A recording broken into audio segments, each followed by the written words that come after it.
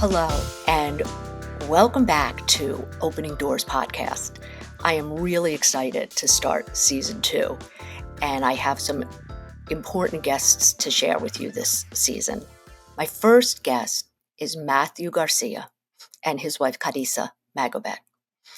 Matthew has been incarcerated. He is still incarcerated in SCI Chester in Pennsylvania.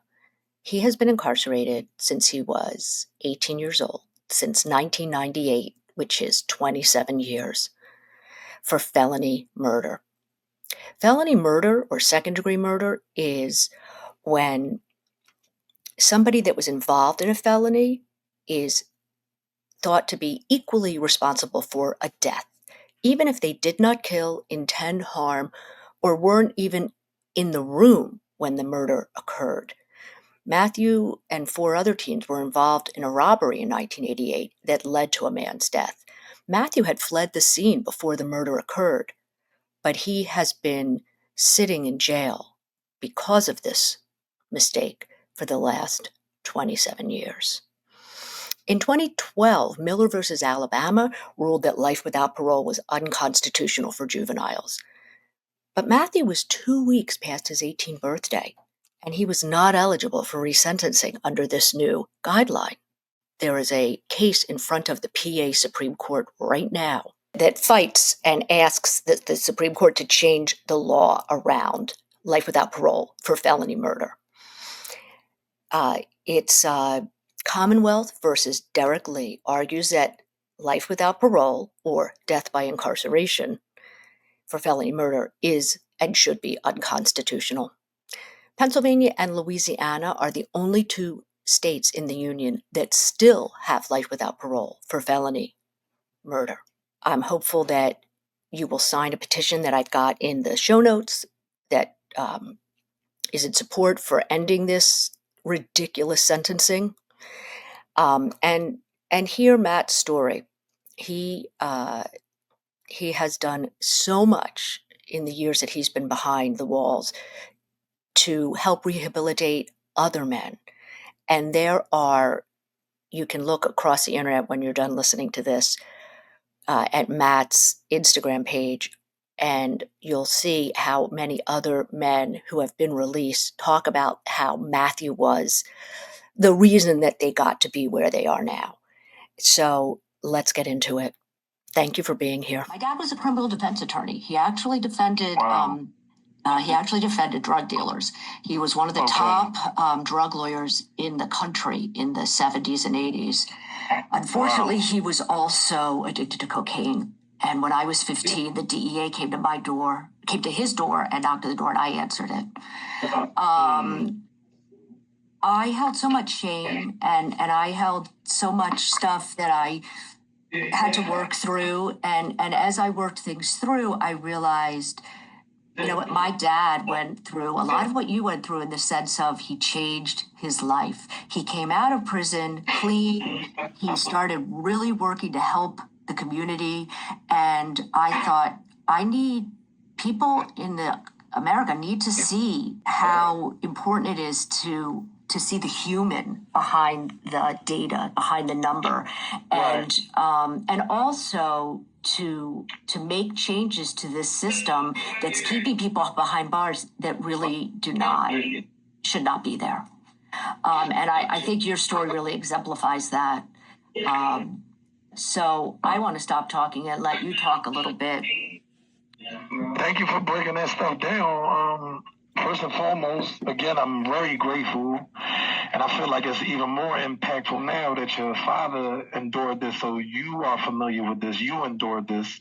So it's always easier that way to express myself to people that have an understanding of it.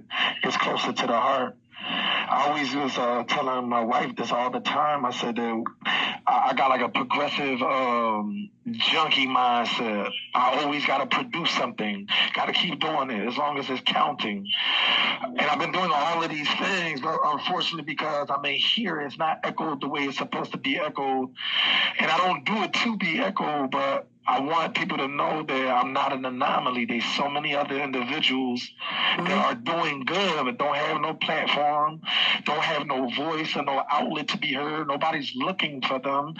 They don't have this high-profile person that's championing every move they make that everybody knows about. So that's important to me. It's always being able to get it off, like to be heard, to be felt. That's why I be trying to be so consistent with good and just making people aware. Rachel, we got this situation right here that is relatively simple. Those three judges, the PA Supreme Court judges, just got reelected. Yes. The thing that they was going to keep them in there for was because they said they felt that it's unconstitutional, us having these mandatory life sentences with the second degree. I just feel like the collective of people out there, I don't think that everybody put a good eye on it because it's so much division. This family wants this over here and this family wants that over there, opposed to us saying, look, we got an opportunity right now to change the complexion of this whole thing. Why are we not coming together and doing it? It's 1,126 of the individuals with second degree. It's 2 states, Rachel, that got it. Why I'm one of the only ones that keep pushing the petition or keep speaking about it when there's so many other individuals that suffer the same fate? Reason being is because they're not putting in no articles. The public don't know the differentiation between first and second. Everybody that thinks that I'm in jail, that I got a life sentence, they actually think and believe that I killed somebody. Sure. Yeah. They have no idea. And that's part of why I'm doing this podcast, so that people understand that second degree means you were there. You didn't hold a gun. You didn't shoot anybody. You made the mistake of committing robbery, but committing robbery is not a life sentence without parole, and it should not be. And so I am so grateful that those Supreme Court judges were reinstated, and so hopeful that that change will come. That these really ridiculous sentencing laws around felony murder get changed. It's just only 2 states, Rachel. Louisiana and Pennsylvania, and and it's enough is enough. Pennsylvania has made. Pennsylvania has made some good strides forward in the pardon process, but they need to change the rules around the felony conviction. And I am really happy to take up this cause on your behalf and on the behalf of the other 1,000 people that are languishing. I'm so grateful for that. We got a thing where it's not uphill no more. And this should be like inspiring to a lot of people that we live in a time that God gave it to us perfectly, that it's downhill. But when we have an opportunity like this and there's no solidarity or collective effort, then it's hopeless. It is hopeless because we got the doors opening. And one thing about these people is, y'all don't care? We'll keep them locked in. We don't care either. We'll keep giving these $3 billion. We'll keep putting them in there, warehousing them. We'll keep doing all of these things. We'll keep having the public food that everybody in jail for this happened to kill somebody, and that's not the truth. Yeah, no, I think that it's part of the very unfortunate prison industrial complex is that for these businesses that provide food and clothing and all of the stuff that goes into keeping prisoners warehoused, keeping people warehoused. That's a big business. And those people, they give money to politicians. So that is something that the public needs to understand and that needs to change. There is no reason that we should be warehousing humans that do not deserve to be incarcerated so that somebody else can line their pocket. That's it. And it's an economy builder. But also another thing, too, if I'm one of the individuals that is directly responsible for the vicissitude that we're seeing with some young men leaving the carceral system, people that came in that actually did kill somebody or had a shooting or didn't make their mind up, And I'm in here giving them a real life example of what 1 second could do to somebody's life.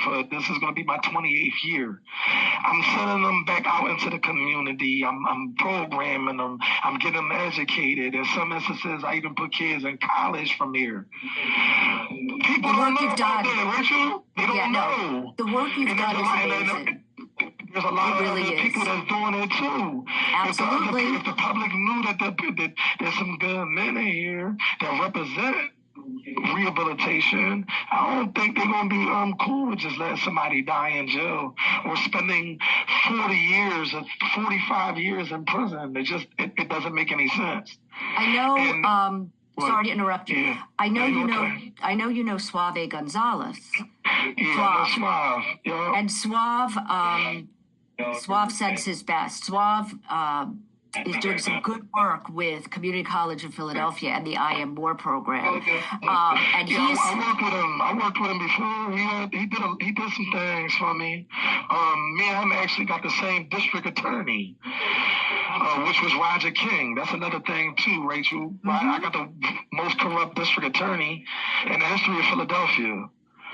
And not to digress, but Suave shared the same thing. He shared the same district attorney, except for he was 17 years old. Exactly. I was a few weeks after my 17th birthday.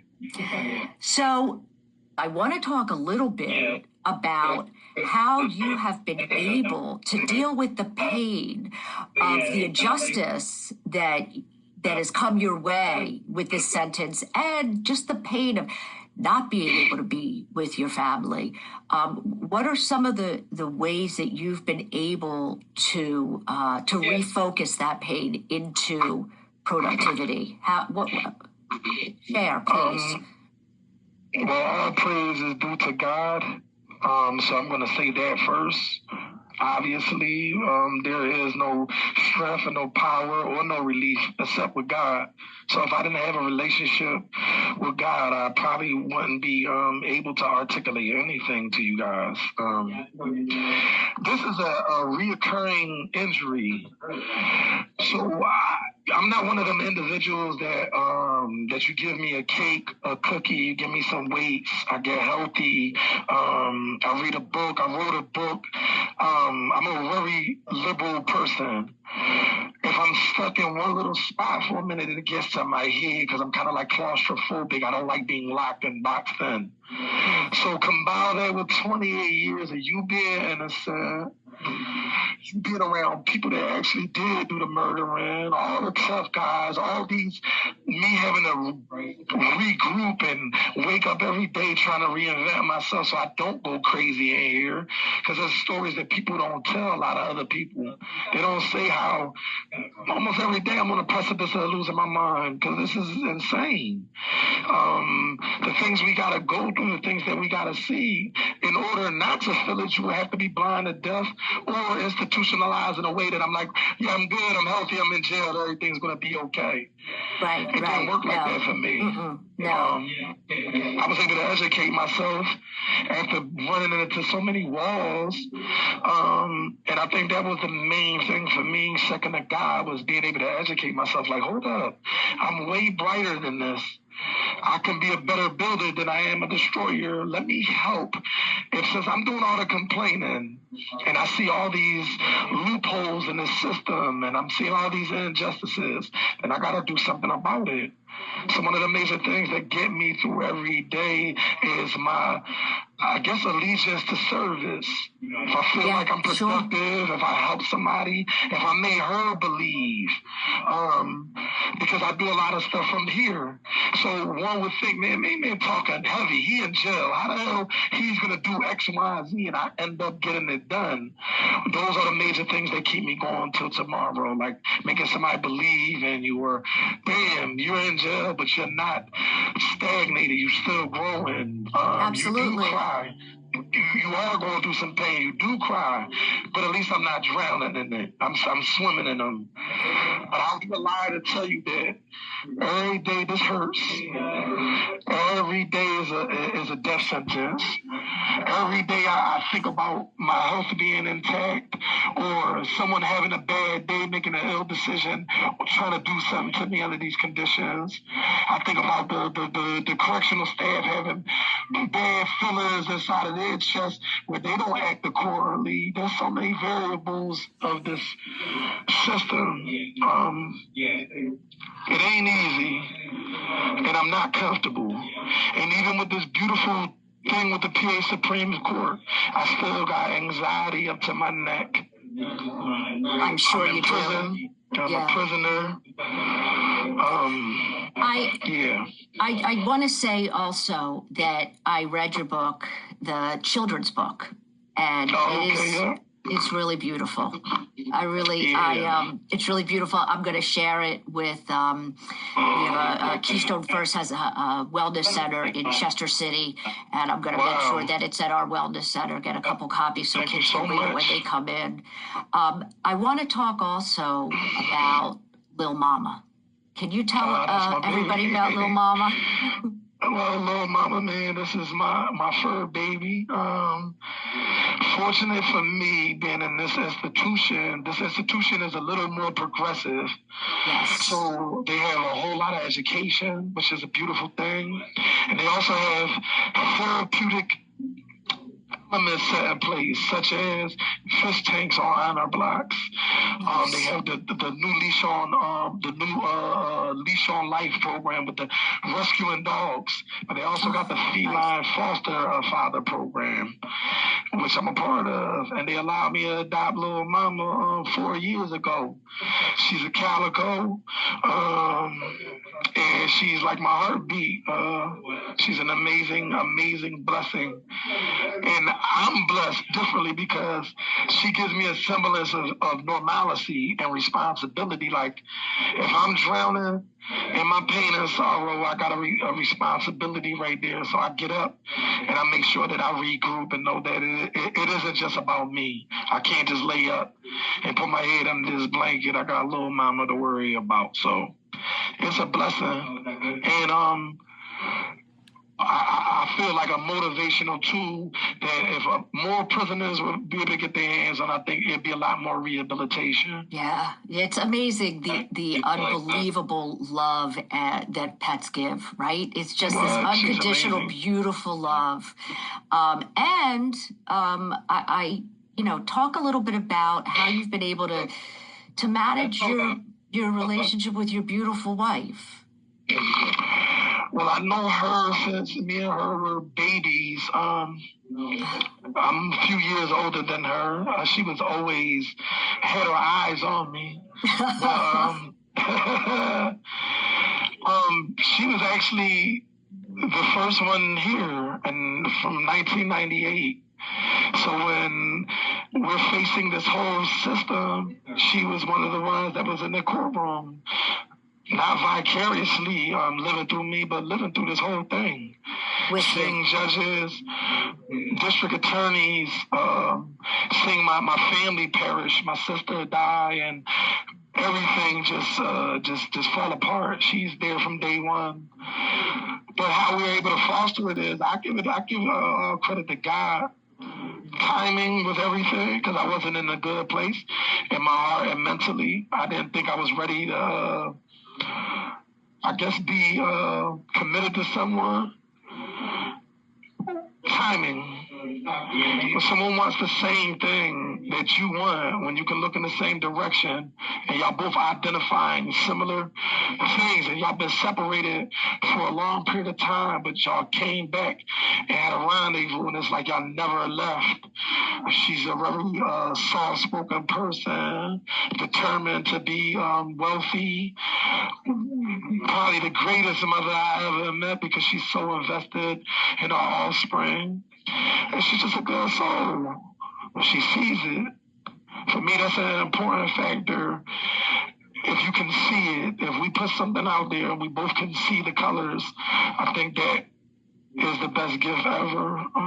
Absolutely. And I'm sure she and your family give you that motivation to keep fighting and to get out and be together. She gives me that. She gives me that because I don't got family, Rachel. This killed everybody that was in proximity to it.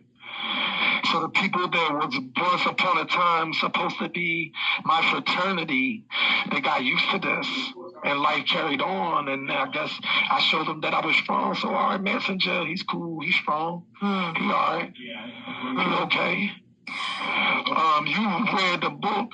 We can't even tell none of my family if they read the book. You'll say it's powerful and profound. My own won't even do it because of life and the way this is designed. And we get on the phone for 15 minutes.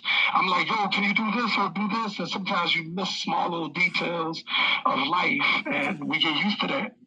So I don't want to cast all negative aspersions because my fraternity has crumbled, but it's hard. It's just really hard, because life gets busy on the outside and people get distracted, and it's brutal. But talk a little bit about the Restorative Arts Project. Okay, so the Real Rap program. So I created this program, Restorative Art Program, because one of the major, I think, elements that's missing from the Department of Corrections is the restorative aspect. To restore, to bring something back after it was bent out of shape, meaning something was wrong with us.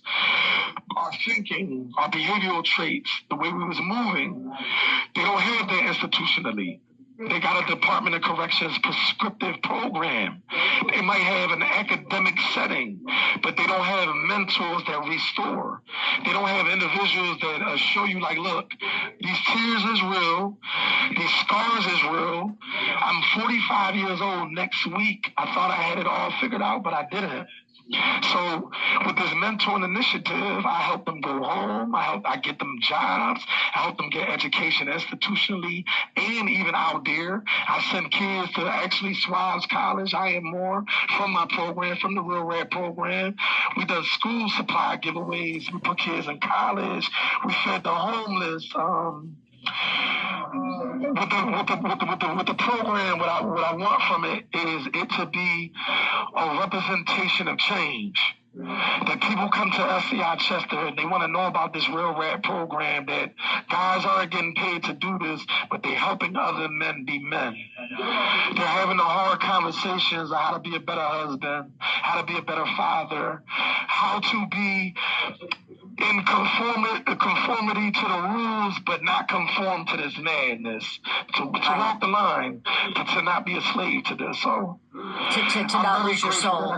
Yeah, don't lose your soul to this, not to this. And hopefully it's a program that can be replicated in prisons across the country, because it's crucial. It's crucial because the kind of mentoring that you're giving and the kind of teaching that you're giving is, hey, you don't have to be the tough guy. You don't. And you don't. Men cry, men hurt. Or the rite of passage that we thought prison was, they were lying to us. To being a real man is being present, is being one to afford. It's not just monetary, but it's food for thought. It's love. Prison don't stop none of those attributes. What it does is it turns us into robots. And we become these machines walking out of these doors, and we stop learning how to interact with other people. We don't know how to interact with a woman. We don't know how to interact with children. We don't know how to interact with professionals. We don't have decorum. Because if I was in jail for these 28 years and I was warehoused and I wasn't able to get in these other educational settings, I wouldn't be able to have this conversation with you. No, not at all. But, no. You wouldn't have the faculties to do it. Right. And because you were able to take classes and college classes, and because you were able to sort of grow your amazing writing, you've been able to help so many people. And so that's important. If people are going to prison to pay for a crime, let them learn inside how they can come back and be a great citizen. I know what I'm doing is threatening to a lot of people's jobs, because there's a multitude of individuals that I have helped go home. Some of them was for murders and some of them was for shootings. None of them has recidivized. That's and I've gotten them jobs. With the Real Rap, me and my wife turned it into a non-profit. So we're trying to extend this, like you said, through jails throughout the state, through our community, because I want to go out there and be a representation as well. I don't want to just go home and be free, Rachel. I want to go home and liberate other people. I want to let them know, look, this is the person y'all thought was a monster. This is the one that went bump in the night that so y'all thought. But that's not the case. No, it's not. And I thank you so much for taking the time to speak with me. I'm going to give you guys your last couple minutes so you can be together. But Matt, and Kari, I'm going to we're going to make a really huge episode, and I'm going to do what I can to help you and help this all be fast. And can you make sure that you call people to move? Meaning, the PA Supreme Court of Judges is there. All they gotta do is just come down with the sentencing structure, and this is gonna alter this whole system. Then the next thing we're gonna worry about is all life sentences, and then the medical health care. Well, we can attack it, but we got an opportunity, and for it to let it slip. No, this is an important opportunity, and there are a lot of people that can benefit from this. Absolutely. And I will continue to keep you in my prayers. Thank you so much. But not only that, I'm going to do the work. Please. Anybody that's a part of you, I'm sure they're amazing. And thank you so much, because you didn't have to do this. And I'm so grateful. I'm honored. And I hope I said something even remotely sound enough to move you just a little bit. Because I don't rehearse. I try to extemporize. I try to make sure that you felt my heart at the very least. I could have said a lot of things. But as long as you felt my heart, that's the most important thing that I would like you to leave this interaction with. You heard me speak, and you heard the poetry, you seen the recordings, the books. I'm looking at you. I don't want to die in jail. I don't know what else to do but stay consistent on what I'm doing and to keep reaching. So please help. Absolutely. God bless. All right. Hello and welcome. I am very excited to be speaking with Carisia Magobet today. Carisia is Matthew Garcia's wife, and they've known each other since they were little kids. Talk about, if you can, how you reconnected and fell in love. Just because it's a lighter, a little bit of a lighter topic. It is. It is. Well, Matthew and I knew each other for a very long time. And then, when all this happened 27 or so years ago, we were still in contact for a while, until after his sentencing and everything like that. But then, we lost contact. And just this past year, I started seeing him on social media. And I was like, wait, how is, I know he's still in prison. How is he? So anyway, so he had, a family member help him. And that was the way I actually found him. They had posted his address, and I wrote him, I emailed him, and then, the rest is history. So we basically, just reconnected on a level where, as though I told him, he's forever my family. And I missed a lot of years of his prison, sentence, but I wanted to make up for that and help him in any way I could, because I saw a lot of the testimonials and I was just like, wow, Matthew has grown into an incredible human being, and I just want to be a part of his mission to get home because I know he deserves to be home. And this is even before anything, any romantic thoughts I had or anything like that. It was more as though, from a friend, family standpoint. Right. Um, From this is the and right thing to do for this important person. yeah, and I just was like, I just want to reach out. And, we just started conversating back and forth. And it was, conversations that were had, whereas though we both were still, we still both had love for each other. And that grew to us falling in love again just by us having those conversations, those visits, and those connections. Because we both found ourselves matching energies. Um, our goals were aligned. Um, his fight for freedom, I wanted to assist with that because, as you know, before, his family is minimal. And he doesn't have really Yeah. anyone in the city like around him. Like his mom lives on the West Coast, so um, I just wanted to be there for him because he needs help. Um, but it grew to us becoming closer because I always had a crush on him since I was probably 8 years old. And it was innocent. It was innocent, but Matthew just always been a type of person that you just wanna be around.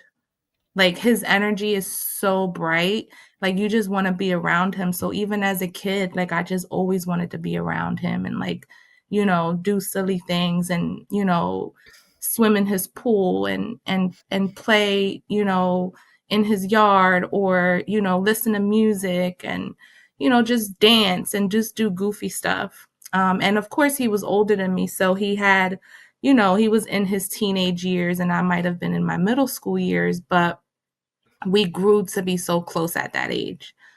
So I guess connecting just brought it all together.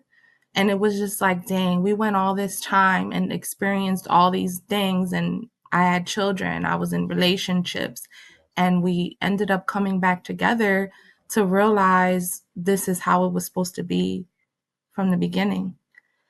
Um, just a quick story when his sister and my mom were really close. They were best friends, and his sister was getting married. So we all were in the wedding. Matthew, was in a tux. Everyone was dressed up. I was a bridesmaid. He was a groomsman. The whole plan was for us to walk down the aisle together. So, I was like so excited about that. I was like, oh my gosh, I'm going to get to like walk down and hold his hand and all this stuff. And I was so excited about it. And then his cousin from somewhere arrived into town and immediately took my spot. They were like, "Yeah, she's going to go down with Matt and you're going to walk down with his brother." And I was so devastated. I was just like, "No, I'm not going to have to dance with him and like maybe, Oh, he'll understand that I'm in love." But that happened, but now it's like now we're married, so that was just all in God's plan. yeah. No, that's And beautiful. And and and and just again, um more fuel to get him back where he needs to be mhm, with absolutely. you and in the community so he can do all the good work that Yes, he's been doing, but be able yes, to share it with more people and in yes. person because his energy is strong Mhm, and that's what the community needs.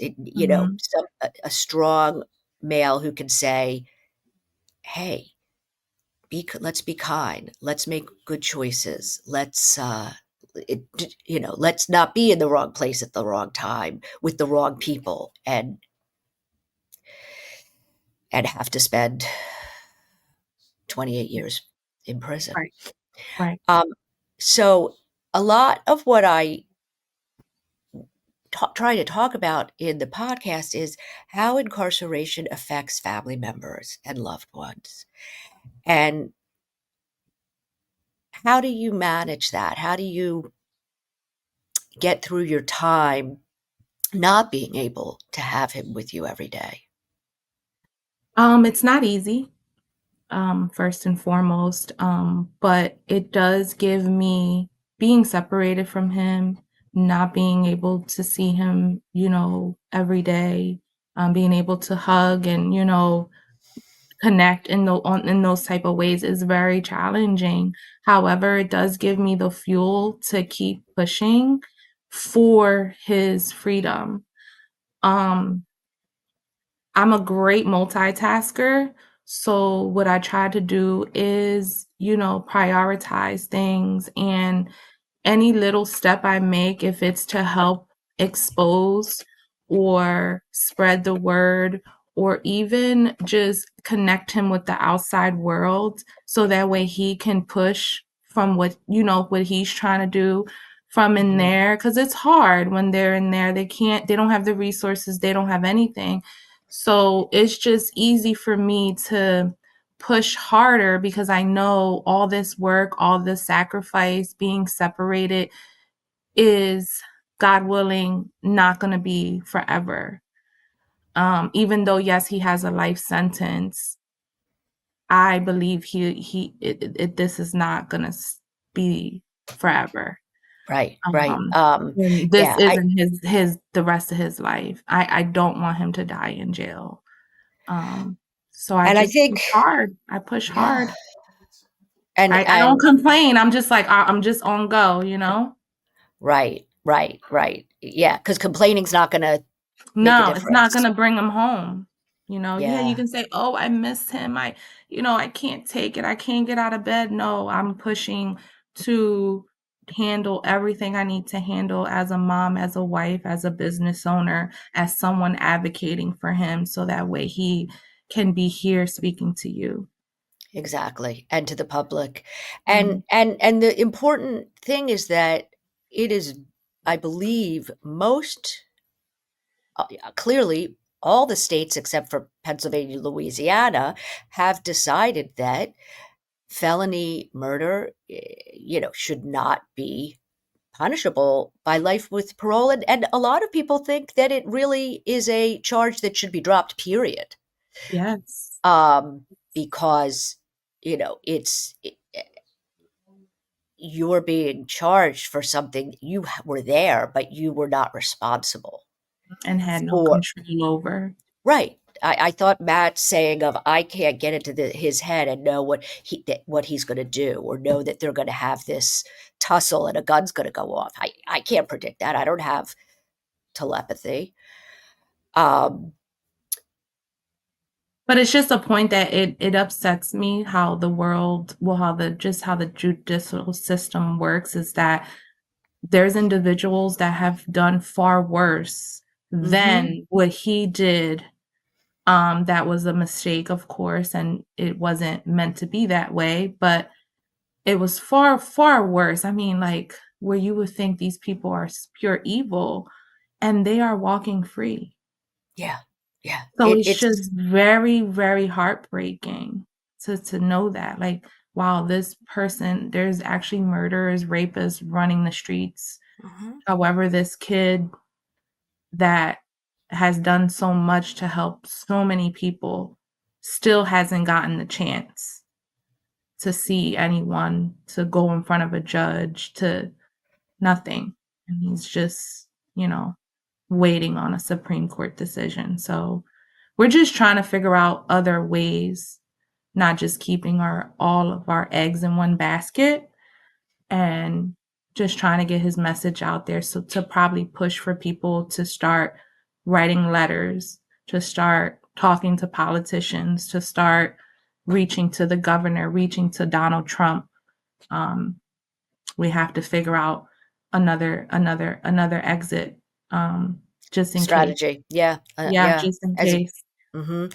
I think And that's that's really for wise. everybody, not just Matt. I feel like Exactly. there's so many other men like him, and I feel like their families are just maybe just don't know the resources so they can step up and speak for them. Um, Sure. so Right. there needs to be more of these podcasts and people like you to spread that for them. So I'm grateful. I'm grateful that you have me to speak for everyone, including Absolutely. all the wives, the moms, the sisters, the brothers, The children. the Yeah. children. Yeah. It's Yeah. hard. I mean, 1,126 Mhm. people that should not be behind bars. Yeah. Um, And they can be contributing to the society and to help the youth and to stop, you know, certain things going on in the city right now. right. Maybe if a percentage of those people were home, who knows what could be done. Yeah. There's a lot. I mean, there's a lot to be said for the fact that so Mhm. many men of color have been ripped from their community. And I know a lot of them were they're maybe like 40 and up. They're like older gentlemen that's been in there for 40 plus years mm, and they're still haven't had a chance. So it's sad. well, I'm really hopeful that this episode will get spread widely, and I can assure you that I will continue to do what I can do to help with this because it's cruel and unusual punishment. It really is, and our society needs to be better than that. Mhm.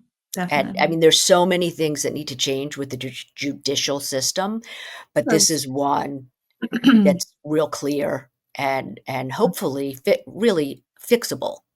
Yeah. Um, So can any you day now, Rachel, any day we'll hear something, hopefully. wow. Yeah. All right. It's been Well, over a year since they went in front of the Supreme Court. so is there anything do you know of any way to put pressure on the Supreme Court or to find I out? don't know. I tried. Excuse me. Matt was just saying like it's just pretty much in the judge's hands at this point. Yeah, what their priorities are. Yeah.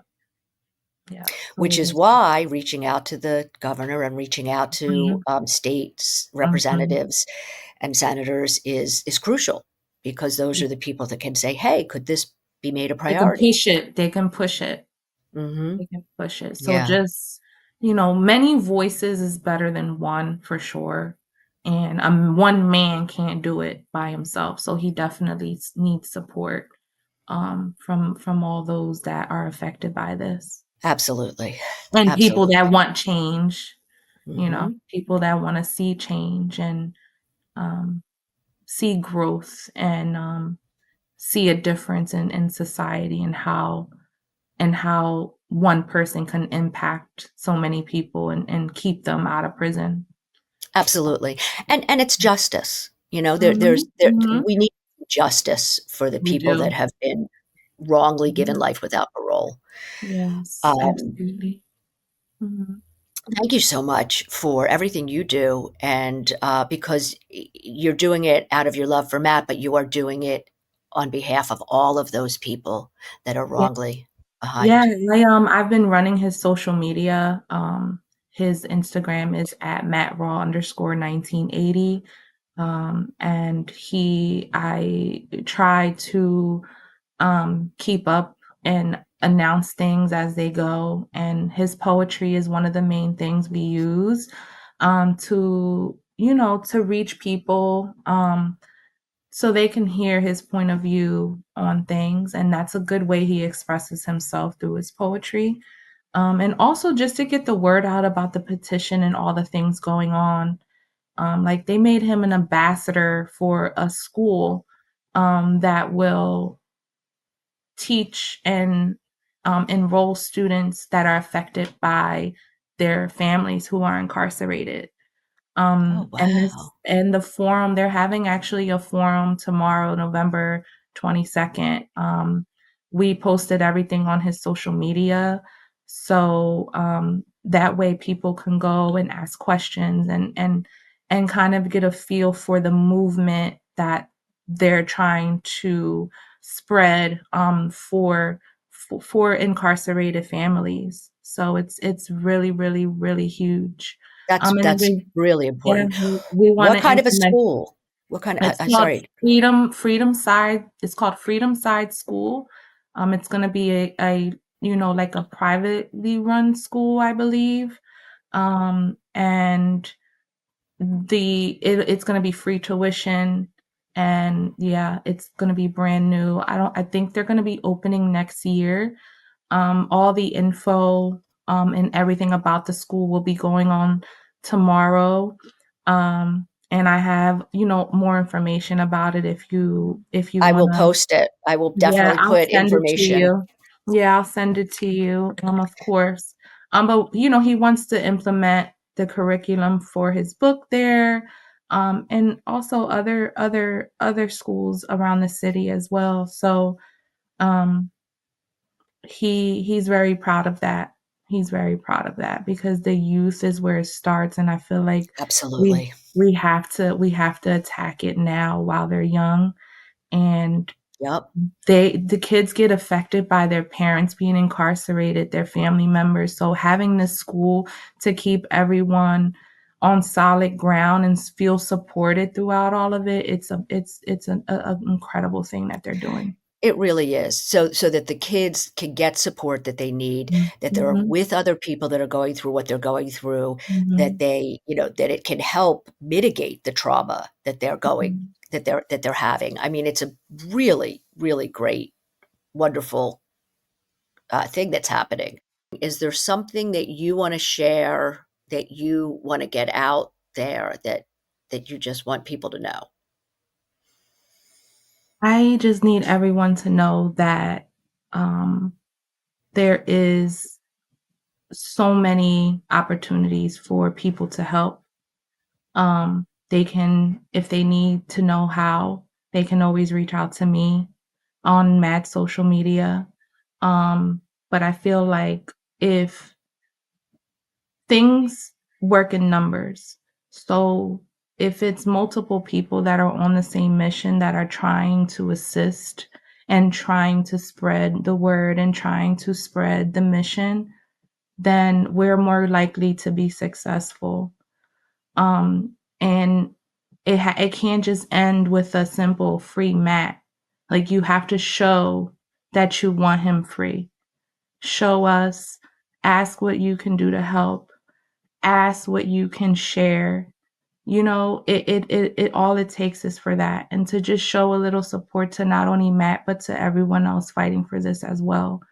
Um, and thankfully, we have people like you, Rachel, that are able to showcase all of this for us and to get the message out there, because it's definitely needed. And so many people are silent, and it's been silence for so long. So thank God for social media and things like that and these tools to get his message out there, because people are coming out of everywhere to follow him, to engage and say, wow, Matt helped me in so many ways. I have so many people I can send you messages that we received from people that he helped, and that say, I'm in the place right now in life because of Matthew Garcia. Mm. So we want to keep spreading that message, and And just we want more people to be able to say that. yes, yes, absolutely. Because it's all love. We just want Connie, to thank spread the you. love. Thank you. Thank Thank you you for so having much. me. Yeah. I feel very honored to be able to help you and Matt, and all Thank the you. other 1,000 people that are still wrongly incarcerated. And um, Second just, chances are due. yep, and praying for justice to be served. Hmm. All right. Absolutely. I I hope that you got as much out of my conversation with Matthew and Kadi as I did.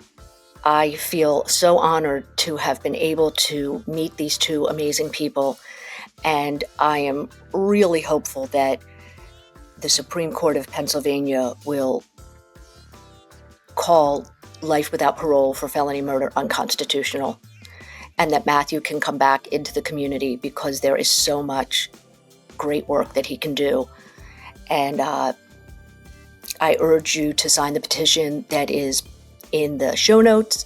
I urge you to take a look at Matt's Instagram to learn more about what you can do as a citizen to overturn some of these incredibly unfair sentencing guidelines. I hope that you will share, like, reach out, make sure that Opening Doors and Matthew's story and the other stories that I'll be sharing this season get heard. Take care, stay safe.